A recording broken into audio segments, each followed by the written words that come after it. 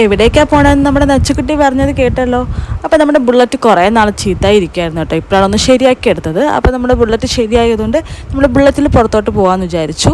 അങ്ങനെ നമ്മൾ നേരെ പോയത് പൂജപ്പുരയുള്ള പാർക്കിലാണ്. അപ്പോൾ നമ്മുടെ പൂജപ്പുര ചിത്ര തിരുനാൾ സ്റ്റേഡിയത്തിൻ്റെ അവിടെയാണ് ഈ പാർക്ക് വരുന്നത്. അവിടെ തന്നെ വേനൽ ഫെസ്റ്റിൻ്റെ ഒരു പ്രോഗ്രാം നടക്കുന്നുണ്ടായിരുന്നു. നമ്മുടെ നച്ചുകുട്ടിക്ക് ഭയങ്കരമായിട്ട് വെള്ളം തായ്ക്കണമെന്ന് പറഞ്ഞപ്പോൾ ഒരു ജ്യൂസ് വാങ്ങിക്കൊടുത്തു. അങ്ങനെ ജ്യൂസും കുടിച്ച് അവൾ വീണ്ടും പാർക്കിൽ കളി തുടങ്ങി. അപ്പോഴുണ്ട് അതാ നല്ല മഴ പെയ്യുന്നുണ്ടായിരുന്നു. പിന്നെ നമ്മൾ എന്ത് ചെയ്യാനാ, നമ്മൾ നേരെ അപ്പുറത്ത് ഫെസ്റ്റ് നടക്കുന്നുണ്ടായിരുന്നല്ലോ, അവിടെ പോയി കുറച്ച് നേരം ഇരുന്നു. അപ്പം നമ്മുടെ പൂജപ്പുരയുള്ളൊരു തട്ടുകടയിൽ കയറി ദോശ കഴിക്കുക എന്നുള്ള പ്ലാനിലായിരുന്നു.